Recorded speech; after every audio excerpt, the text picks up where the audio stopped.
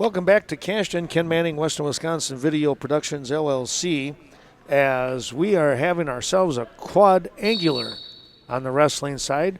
Right now, we're going to have an exhibition match on the right portion of the screen, and we'll see what's going to take place over on the left. But Carl Zuby helping us out here, and Scott Milsna. We go to Carl with our right side mat. So we've got Isaiah Cruz from Yesida Brookwood and Bobby Skaden-Stelner of Viroqua. Stelner, we'll just call him Bobby, that hyphenated last name. Yep. We're gonna save a little time. Bobby in on a single, turns the corner, comes up past the hips, gets the takedown, and the early lead, 2-0, just 35 seconds into the first period. Elects to let Cruz up to his feet. This is a 152-pound exhibition match.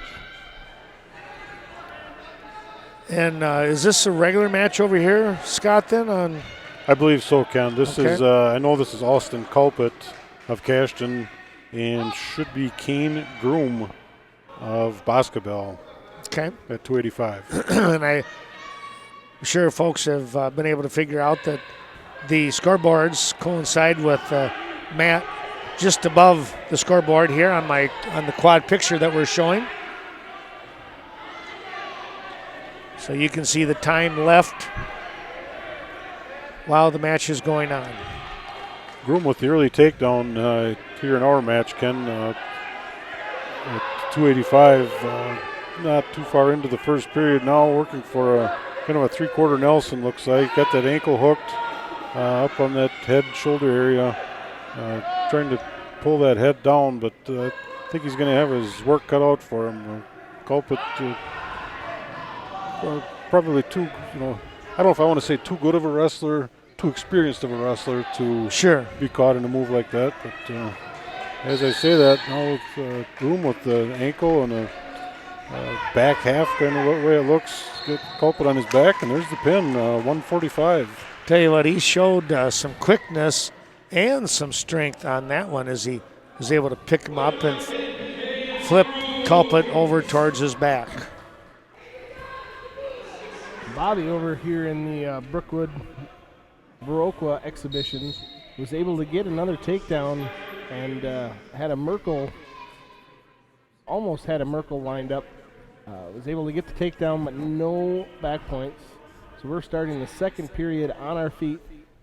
Bobby Skaden-Stelner of Viroqua leading Isaiah Cruz by a score of 4-1. So they're going to have some forfeits. We'll stay with this one. Bobby in on a single. Cruz trying to turn the corner. Bobby's trying to suck that leg up, being cross-faced. He's trying to work up, gets a leg up. Now turns the corner, gets the takedown, pulls up by a score of 6-1 as they ride the out-of-bounds circle.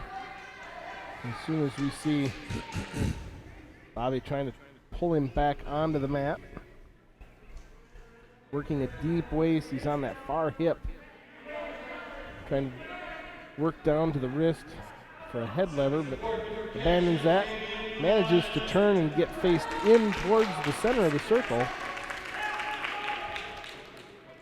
Working a half Nelson. He's riding parallel right now. He's off to one side. Got a wrist and a half. Circling. 40 seconds to go. He tries to take that table leg away and get Cruz turned. Now in near fall.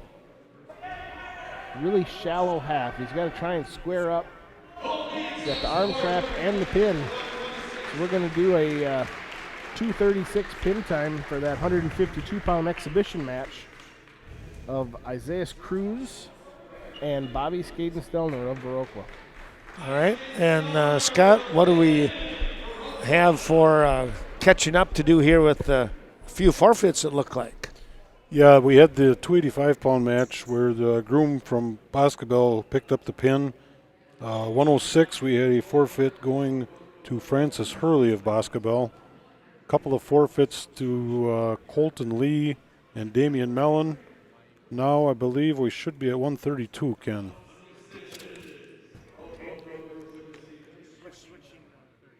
switching some things around. All right, Carl, you want to give that a try? Well, I can barely hear you, but I can hear Oh, myself. my goodness, are you, yeah. See, that headset's a little funky. Yeah, it is. And I can't hear myself, but I can, You can't hear yourself? or you at this point. I've got Carl good, better I than Ken. I can hear Scott. That's strange. I think I'm just going to take this off and let you guys go. I do have some extra headsets that I'll have to try and grab here in just a little bit. Well, I think we're in a circling pattern on our mat over here, Viroqua and Brookwood and Necedah. Okay.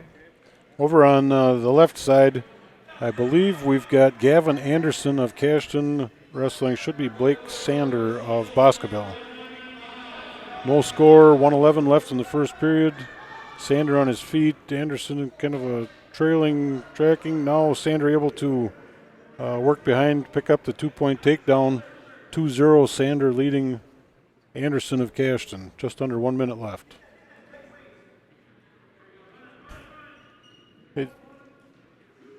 Sander, I believe we saw a couple of matches earlier.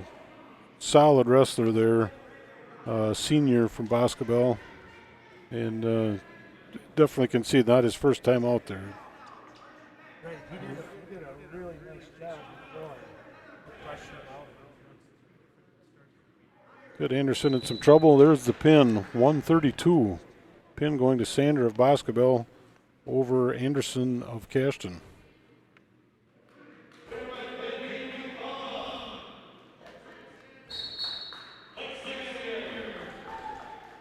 This looks like we've got an exhibition match.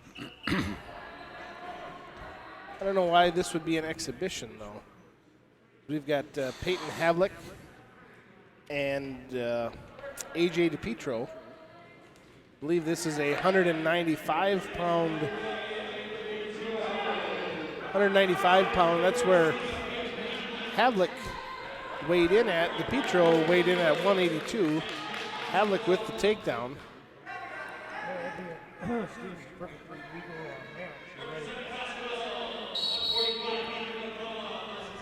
And if the scores table isn't messing with us, they do have 195 up on the board as our weight class, which would have to be called a 195-pound match if we had one wrestler weighing at 82.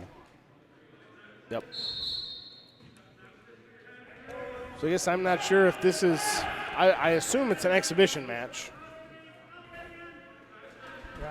Yeah, it might be. Right now, Havlick has gotten a little high. AJ trying to come out the back door is going to get the escape. 2-1 now the score. As they work from their feet, head alongside head.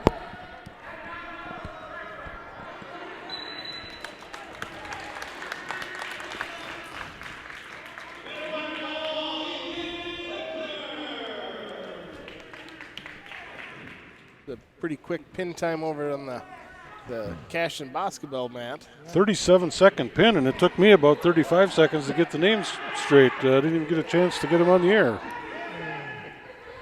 Well, we're still on our feet.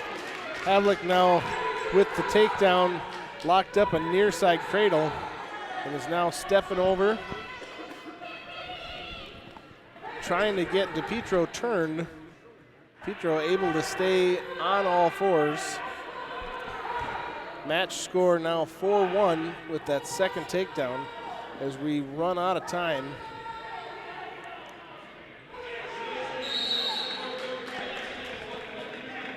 And we'll see how period number 2 starts out. Choice will go to Viroqua. Viroqua chooses to go top. It's always a interesting choice, choosing top, but you can ride tough. AJ with his signature move, the cradle, reaches over, gets the crossface, has it locked up. And now rocking back in near fall criteria. He's got to work on getting the knee in the side. That's going to help his cause. Going to have 3 near fall. That'll tie the score up, 4-4. as I remember to move the camera again. As you said, Carl, an interesting choice choosing that top position in the referee's position. One that you see very seldom anymore. Back in our days, it was you always chose top, but now it's very seldom you'll see. And they've got their reasons, and I'm sure AJ and his coaches know his abilities and comfort levels. So. Yep, and you try and do everything to the strength of the wrestler. Exactly. And AJ's, he's got long arms. I'm pretty sure he's quadruple jointed after watching him wrestle now for the last 5-6 years. And as you said, referring to his strengths, Carl, a credit to DePietro and to the Viroqua coaches, because it seems, as an official, it seems like it's just automatic defer down. Don't even think about it or look at it. Many times there are matches that I've watched or officiated that thought a wrestler may benefit by choosing top, especially at some of the 220 matches, 285, and it's like it's an automatic defer down. One thing that we worked on a lot, coaching the youth, up through that 5th, 6th grade, is so many times we want them to work on takedowns. So we almost always started them in the neutral. Sure. And as you said, knowing that wrestler's strengths, it's and it's easy. I get it. The coaches have a lot of things to keep track of and be aware of, but to their credit, knowing those strengths and being willing to go out of the normal mold. We saw Havlick with the takedown to pull ahead with the lead 6-4 as we start the 3rd period, and Havlick choosing the down position to start the 3rd period. AJ's got a little bit of work to do. Havlick tried for the switch, but now AJ coming in. He's got that cradle locked up. Just as soon not see him try and do the suicide cradle, but he attempted it earlier, but he couldn't get it quite turned. Now he's got near fall criteria. So he should get a 5 count, good enough for 3 points, bringing him up 7-6. But now Havlick trying to do a Granby, or a little, I guess I'd call that a fat man roll more than a Granby. Fat man roll, hog roll, yeah, did a good job of it. Nearly. Yeah, not the proper nomenclature for that move, but as Ken knows, we kind of make up our own names in Viroqua. And rules.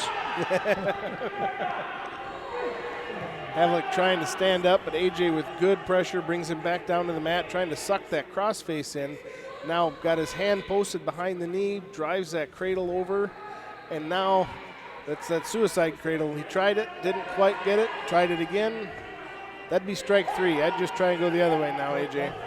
And Havlick, one of those wrestlers, also a taller, appears to be a pretty strong young man that maybe a shorter wrestler, a little less experienced wrestler, that's going to work, but not here. AJ's come such a long ways from when we've seen him start wrestling, and I believe he started in 6th or 7th grade. Sophomore right now. He's got a younger brother, Anthony, coming up. He'll be a freshman next year, and he's been a real fun one to watch, too.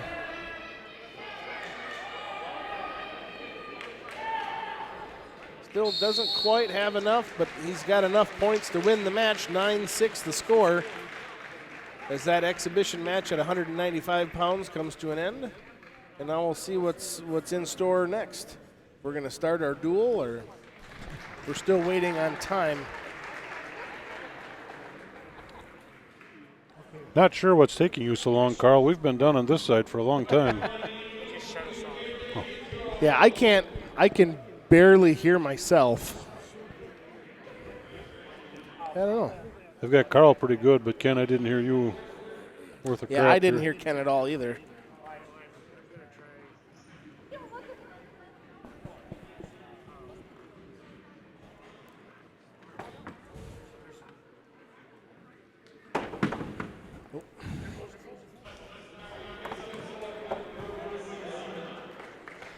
Oh, so we've started at 280.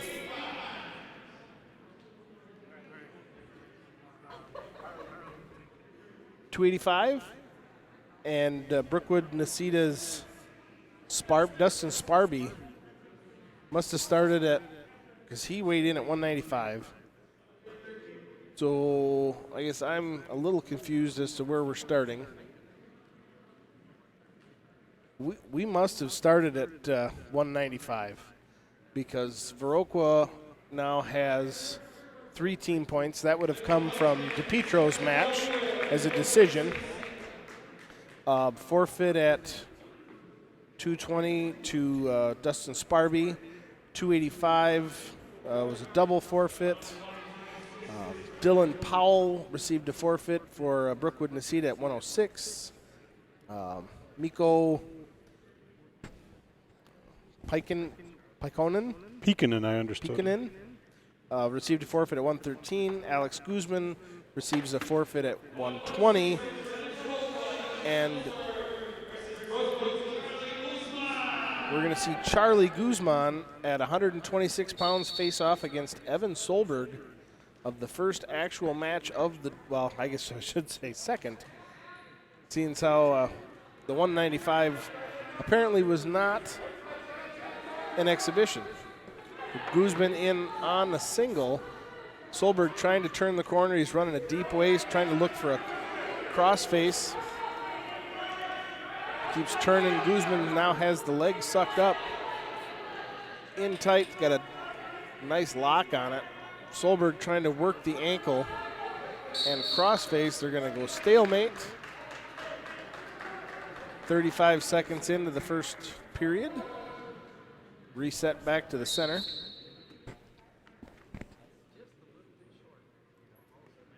Oh, I can hear you guys. I don't know if you can hear me or not, but no. There you came alive. A little better there? Yeah. That is just weird. Oh, you better. Yeah, you about got to have it in your mouth. most people don't want to hear me, but that's okay. As long as we keep the cameras in front of us, Ken, we're going to be in good shape. We're okay there. You're right. Yeah, My mother always told me I had a face made for radio. I'm not sure what she meant by that, but.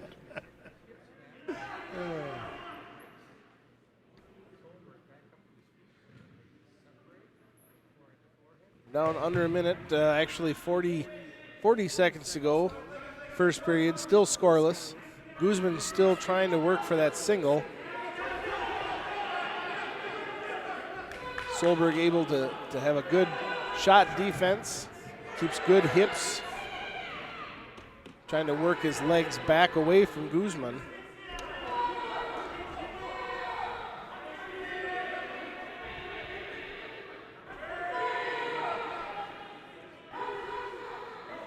Can't quite see what's going on, but it looks like Guzman's going to pop his head out and get the takedown with just under 10 seconds to go. Solberg trying for a switch.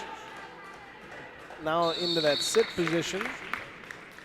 So he'll trail going into the second period by a score of 2-0.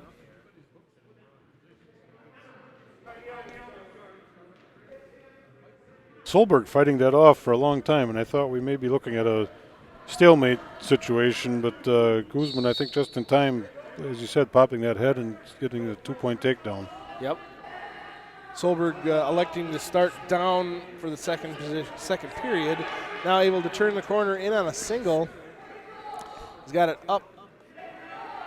Trying to treetop. Now kind of a swing and a miss. Will get the escape. Now in on a shot of his own, a single leg. Guzman with good hip pressure, working the shoulders down toward, working his chest down toward the mat. Now Solberg could try an arm drag out, but he's got a front or a near side cradle locked up.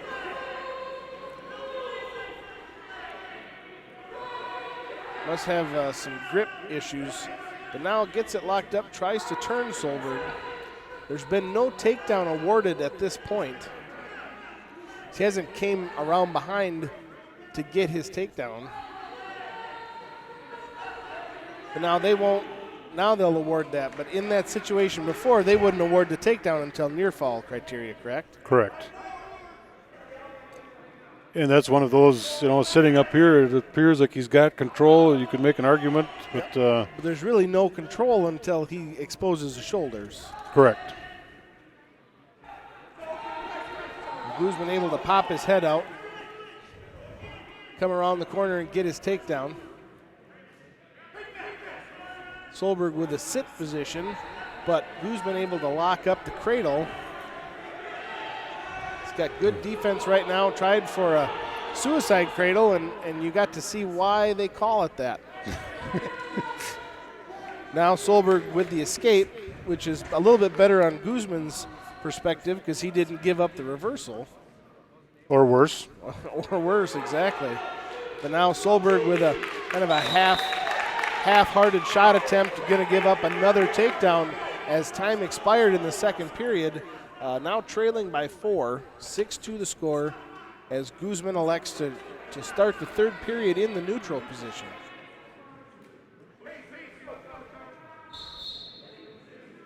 Getting whistled away. Both wrestlers look like they just got done running the Boston Marathon. Kind of hanging heads and breathing heavy. Solberg unable to finish his shot attempt as Guzman turns the corner, gets another takedown. 8-2 the score. Solberg also hanging that head a little bit, which is a pretty telltale sign of being tired and running a little short on gas, but certainly not giving up. Now this could be a long third period for these wrestlers. Guzman in on the double, gets the takedown again, giving up another escape. Going to bring the score 11-4. Major decision at this point. Guzman elects to cut him, but then comes right back in for a reshot, so no escape awarded and no takedown awarded.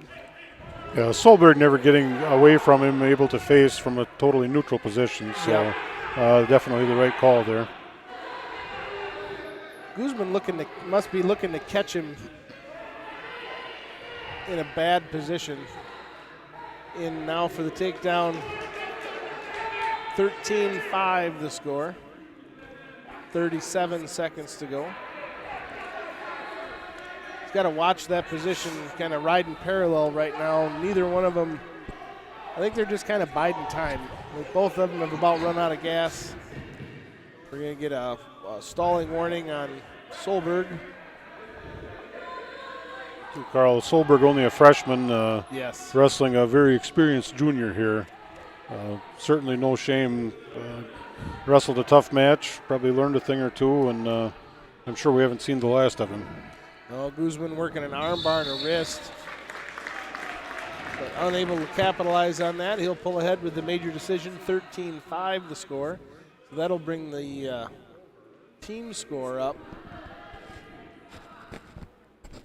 I'm not sure. They must be calling Brookwood. Yep. They gave the points to the wrong team. 16-3 now the team score as we move to 132 pounds. Over on the other mat, we must have a exhibition match there. Yeah, and I apologize, Ken. Apparently I wasn't paying attention. It's, I believe this is...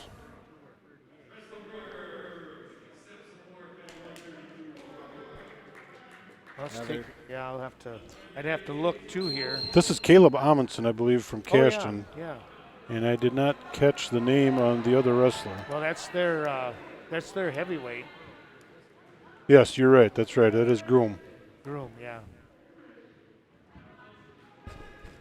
So we'll see how that match kind of goes. I switched myself over to number 4. I don't know if that's helping any. If you guys Yeah, much better, Ken. can hear me there a little bit now. Much better. Carl was turning me down. Wait. So they must have moved up Roberto Mendoza to 138 pounds. Brookwood Nisita forfeited 132 to Preston Viroqua, and Ethan Dobbs now out against Mendoza. Dobbs with the early takedown, now working a tight waist. and a tilt. Over on our side, Ken, we've got a 12-3 lead. Mr. Groom from Boscobel leading Amundsen of Cashton. Now it's going to be 14-3. Just under 1 minute left, second period. I think over here, Carl, that looks like Nate DeWitt. Nate DeWitt. Yeah, which I think he weighed in at 45. They had him at 52, but I'm pretty sure he weighed in at 45. Well, this is the 138-pound match.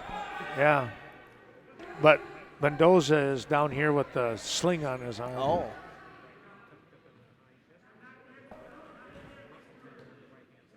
So this is Nate DeWitt. Yeah. I'm not sure how. But see, they could have, well, he could wrestle up unless they decide to go ahead and wrestle up a weight class. Well, because this is the 138-pound match they announced. So then that's okay. Yeah, I'm not sure what's going on. Well, here. maybe DeWitt is 38 then. Like Scott, I didn't see a weigh-in sheet or anything, so. Yeah, I'm not sure. On the program, DeWitt's listed at 52. So. Well. If you know this fine young man from Brookwood, then you know more than we do. They're trying to confuse us, Ken, and apparently it's working. They're doing a great job at that. But when you show up confused, can you get any more confused?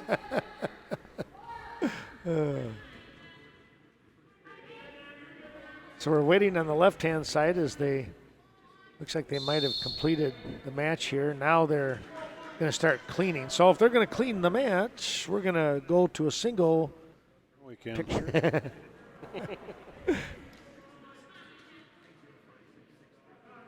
Well, Dobbs will elect to start the second period in the down position,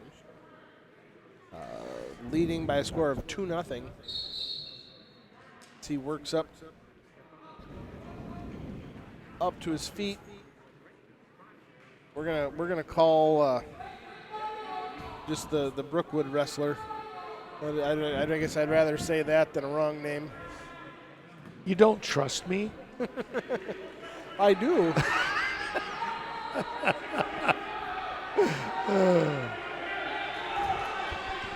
Dobbs trying to keep good hip pressure down, keep DeWitt broke down. So we'll go with DeWitt. He's got a bar arm trying to work underneath for a chin. He's going to leave it up on the back. They're going to call potentially dangerous. They're going to watch that elbow and shoulder joint. Those bar arms are good, but they're touchy. Yeah, no kidding. You're right. Carl, I checked with my spotter over here, Bart Culpit, and he did tell me this is Nate DeWitt from Brookwood. Well, by God, we'll call him DeWitt.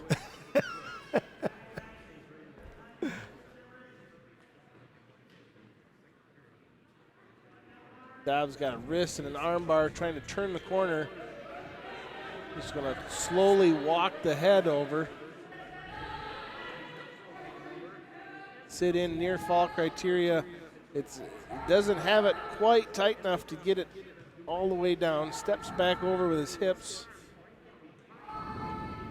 Now looking for a half Nelson. He's going to reverse that back, try and get chest to chest.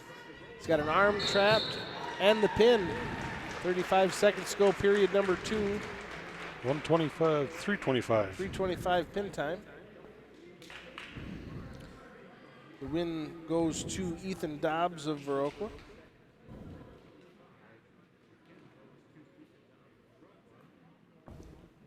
Well, the team score that they have up on the board is 16-15, and Carl, I'll have to defer to you as far as who's the home and away. Well, right now, home is, I believe, Brookwood. Okay.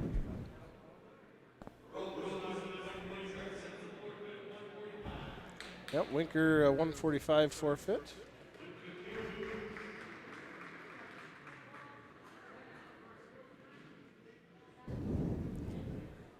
So 21-16 now, the team score. Yep, so I lied. Viroqua's home.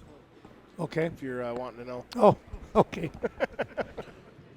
This is not going to look good on your next employee review, Carl. Well, this should be an interesting matchup.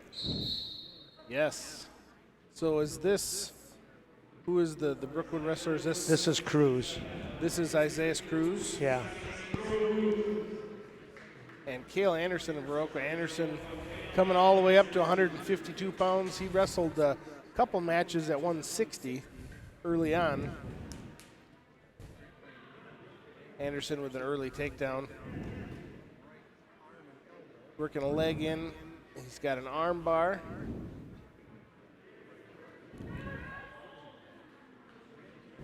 Looking to get his arm locked on the right arm of Cruz. Now steps over, looking for a wrist. Isaiah, that was a quick 2 near fall, I think. Uh-huh. But Anderson electing to let Cruz up to his feet. Very controlled. 4-2 the score. 4-1 the score, I'm sorry. Now with the takedown by Anderson is going to bring that 6-1. You know, he was so quick when he was smaller. He hasn't lost any speed. No, I think he gained a half a step. I think so. And great technique there, too, changing levels and getting in deep on Yeah. that shot. Just a textbook Right. shot. Now switches over to the headlock and the pin. Minute 24 pin time for Cale Anderson. Going to bring the team score up 27-16 as we head to the 170-pound match, or 160. We're going to see a forfeit. Nope. Oh, this is you know, here's Sparby. Sparby. This is going to be interesting to see. This will be, is it Shane? Yes, His Shane third Sparby. match of the night. Now we watched Sparby go into overtime not that long ago over on Right. the other mat. Dobbs wrestling real tough this year, senior year. Nice single, switches over with a good return. Now reaches underneath for a butcher. Or sometimes I like to, or I hear Ken call that the barbed wire. I'm sure it's got a brush hollow name too. I'm just not, I don't remember what it was. But he's now switched over to the cradle in near fall criteria. Going to pick up 3 near fall there. 5-0 now your score as he works along the left side of Shane Sparby. He's got a wrist 2-on-1. Going to suck that up underneath. He's really good with the tilts from there. So Sparby's really got to watch out. Great job there, too, Carl, by Dobbs of when he picks Sparby up, bringing him back to the mat safely. Yes. It's one of those things that can go bad real fast if a wrestler doesn't know what he's doing, and Dobbs doing a great job. He picks up another 3 near fall to big 8-0 as he steps over. He's got an arm bar and a wrist. Looks back underneath. Come in for the reverse half. I can't help but notice, Ken, that the radio announcers to my right call that a chicken wing too, but they don't call it the brush hollow chicken wing, which is that's what makes it legal. That's what okay. Yeah. All right. Technical term. Yes. And the pin coming minute 42, 48. 48. Minute 48 pin time for Aaron Dobbs of Viroqua at 160 pounds. So now we'll see a few forfeits. Maddie Zuby will come in at 170 pounds. Get the forfeit for Viroqua.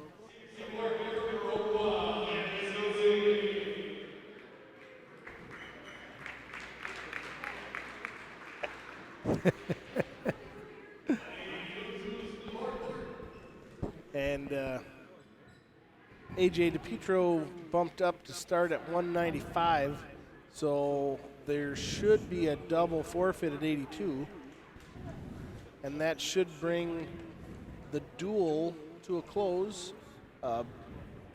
39-16 the team score, Viroqua winning over Brookwood Necedah. I'm not sure what they'll have for exhibition matches now after the fact. Well, that's what I was kind of wondering because they mopped down the mat on the left-hand side. So looks like the two coaches are going to take a quick break and check things over. That means we can do the same. We'll come back, see if we have a match or two on the exhibition side. Thanks for joining us. We'll be returning in about a minute. Back we come to Cashton. We're going to have a couple of exhibition matches on the Viroqua side of things. And I was stepping out there onto the mat. It's going to be a 100 and, is it 182 or 190? Must be 182.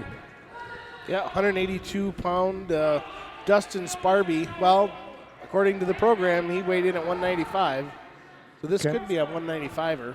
Sure. Because DePietro already wrestled Havlik. We'll see how he does against Sparby. Sparby with the early takedown. Or no, DePietro. Guess I can't tell you if right now they've got it scored as DePietro with the takedown. Yeah. I'm sorry, I didn't, I was working on something else, so I really didn't pay attention. You were just sounding so good with it, Carl. 2-1 the score. He convinced me, Ken. I was more worried about who weighed in where and trying to figure out what was going on. I'm pretty sure the wrestlers were in the frame of the camera, though, so half my job was taken care of. There you go. That's what works. Both wrestlers fighting off that collar tie. Just under a minute to go. Sparby with the failed head throw attempt. DePietro going to capitalize, get another takedown. Now working a suicide cradle, and that's exactly why they call it a suicide cradle. Got caught halfway through. Sparby's pretty strong right there. And the pin. They didn't. They stopped the clock a little bit too fast, or a little slow. We'll call that a 38-second pin. Okay. And that's why they call it the suicide cradle. Yeah, he just trying to force the issue a little bit that way. You got to make sure that thing's locked up tight. Yeah. Judging by the size of this next guy, I'm guessing that Evan Solberg is going to have another match.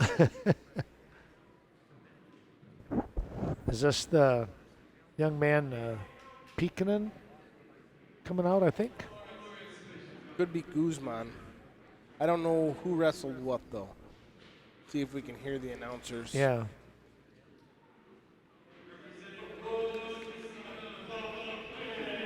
Peekinen. Yeah. So Peikinen and Solberg. This must be it. Of course, this doesn't really matter too much. This is just mat time. Yep. Now with the takedown right to near fall criteria. I don't know. That almost looked like an Iowa at the end. I was going to say, yeah.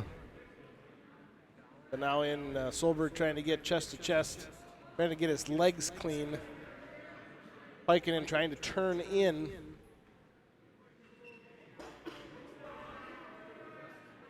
Fighting, he's got that chin locked up. He's got the arm posted. Peikinen trying to get his hips turned just enough to get out of it. Now he kind of readjusts. He needs to come back, get chest to chest, maybe reverse that half. Try and make it just a little bit tighter. Solberg definitely getting a little high on the chest there, but working his way back somewhat, trying to maintain a base with his feet. Got Peekinen in a bad situation, but so far fighting it off. Now he's switched to a headlock. He's got his hips to the air. Trying to get that right shoulder of Peikinen down. Well, you have to admire Peikinen's desire to not get pinned because he was in a lot of trouble for a long time. Solberg definitely using his height to his advantage in both of those situations, too. And again, he's got the butcher, the barbed wire, depending on what part of the state you're from. Don't think he had enough for even a too near fall. Kind of rolled through.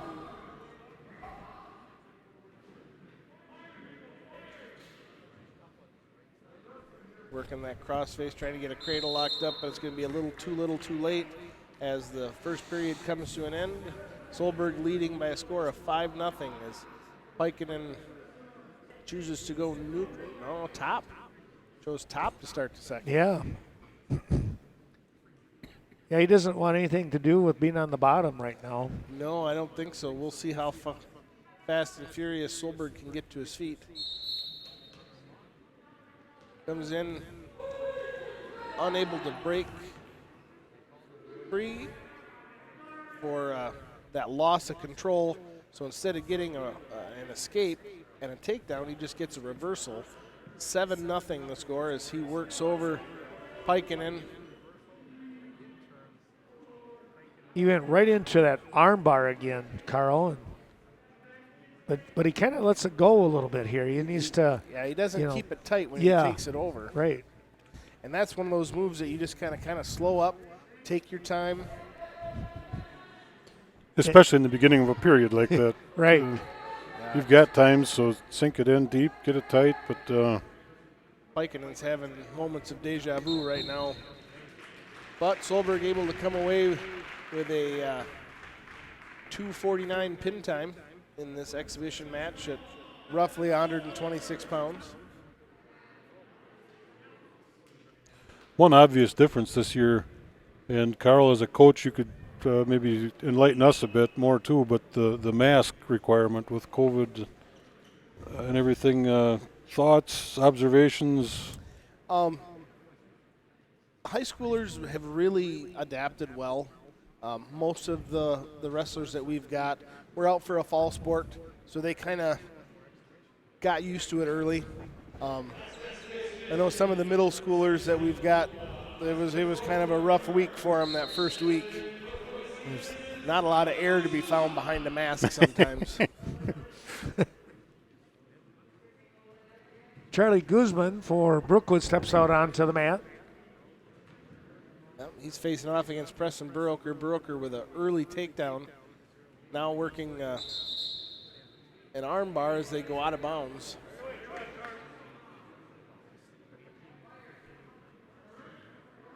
Yeah, I'm really amazed at how well. Of course, these masks are a little different. You can't really tell, being this far away with the camera, but they've actually got a little split in them, just for drinking water purposes. Oh, really? But they also go all the way around the head. There's two straps that go all the way around. Oh. So by the time you put that on and you put headgear on, you really don't have a lot of issues with them. They stay on pretty well. You see some of these pro athletes, they'll train in a little bit of oxygen deprivation. So it's kind of like that where, we wrestle with them in practice. Yeah. They wrestle with them in a match. You get used to it, and they don't know it because they don't ever compete without it, but it's really working them, and they're in better shape because of it.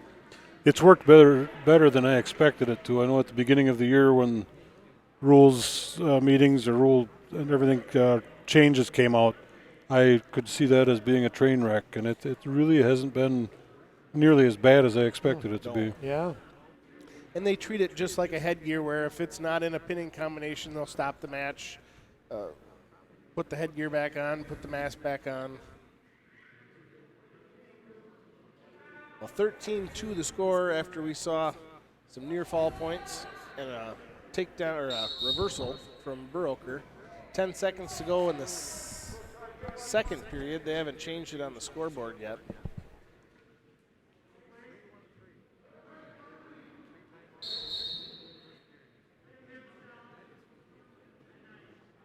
We'll see the second period come to an end, and then Viroqua will have his choice to start the third.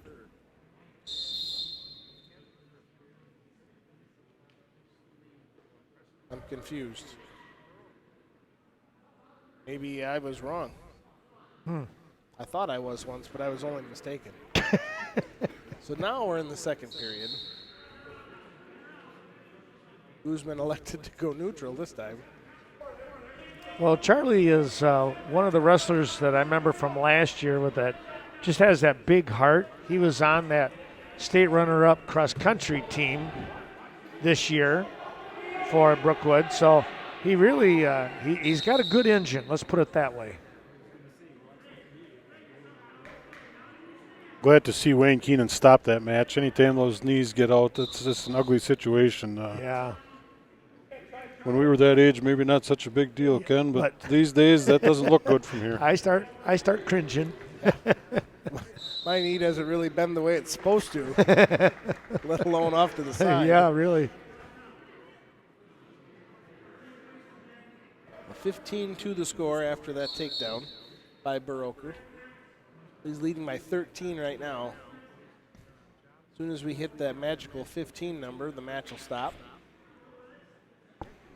Don't want to count too many chickens before they hatch, but unless we get into a good pinning combination by Viroqua, he's trying to. Well, Viroqua is one of those wrestlers that he has some really good technique, and one of the things that I would say with him is maybe he just needs to stay with something a little bit longer. I feel like he wants to switch off to a second or a third pinning combination.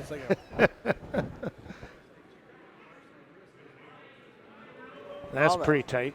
Arm bar and a wrist. But he just didn't quite keep it tight enough. Now he's trying to go for a reverse half, but picks up the pin. We're going to call that 333. Yeah, that should work. So that's, well, I was going to say, no, we're going to get one more. Looks like we've got Winker coming up. Okay. And is this DeWitt again? This will be DeWitt.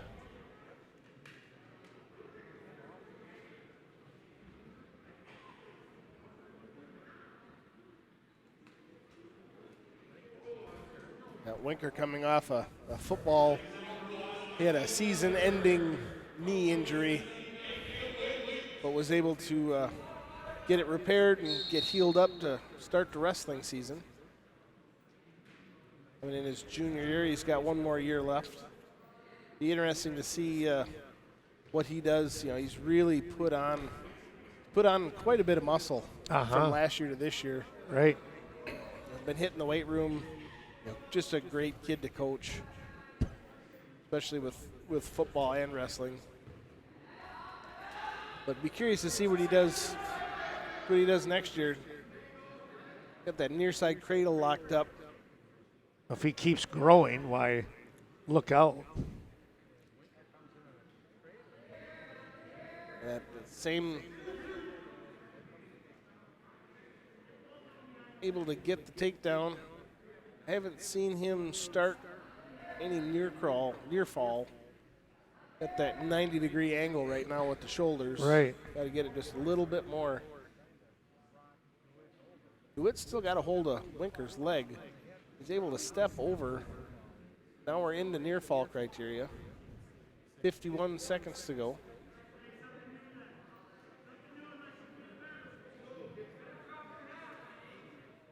He won't be awarded those near fall points until that pinning combination has run its course, whether he lets go or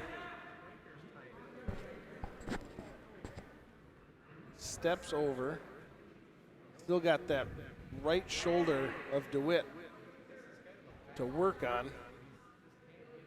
Got enough for the 3-point near fall.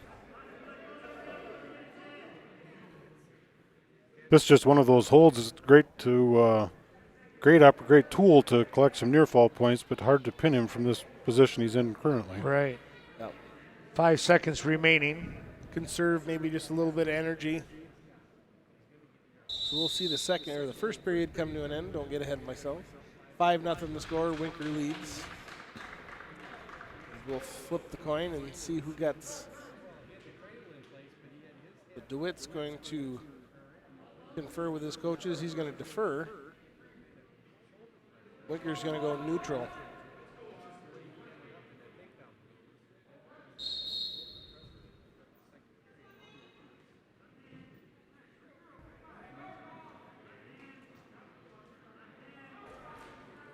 Doing a little hand fighting.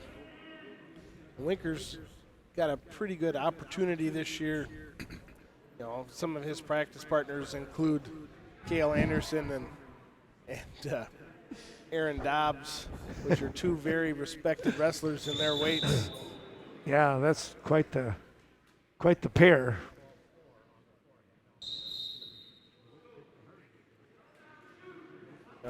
You don't notice it till you get into that state run and you see these guys at state, and it's almost always, if there's multiple guys from a team, it's consecutive weights. Yeah, Exactly. You know, Right. and you don't realize how much you push yourself with that competition, Yeah, and you both end up, benefiting from that. That's a good point. You know, it's one thing to wrestle good competition at a dual meet or a tournament or whatever it may be, but when you're looking at that guy every day, it's a big benefit there. yeah, Yep. You know what? Each wrestler knows what the other wrestler is very good at. So you got to get good at other stuff so they don't see it coming. Exactly. Competition just breeds success.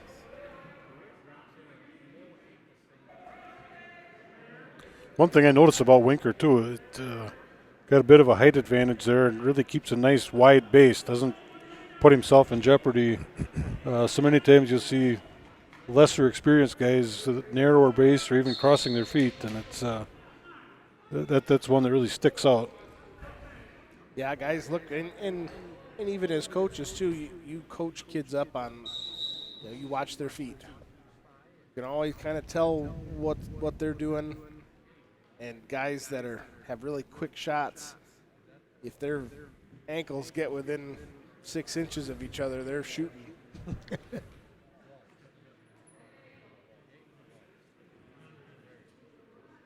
We're going to see this second period come to an end scoreless. We'll see what DeWitt does to start the third period.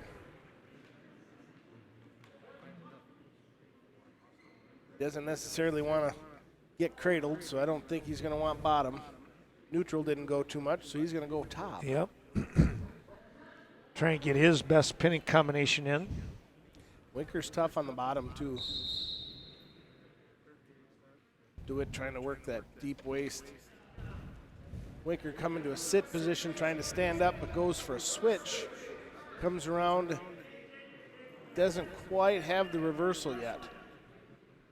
He keeps working that crossface, breaks that grip of DeWitt.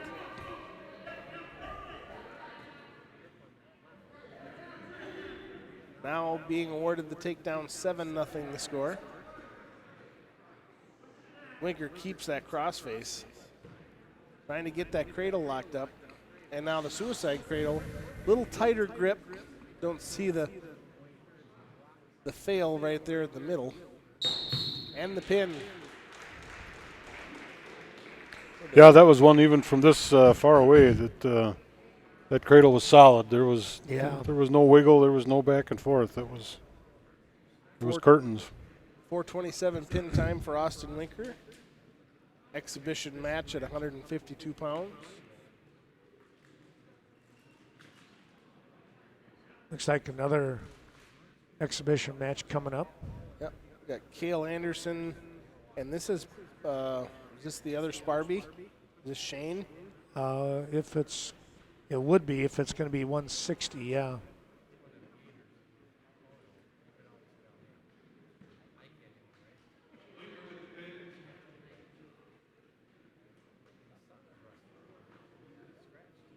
They're trying to look into the side to get that one. They got headgear situation there. Wardrobe malfunction. Yep. Get that taken care of, and now he comes out.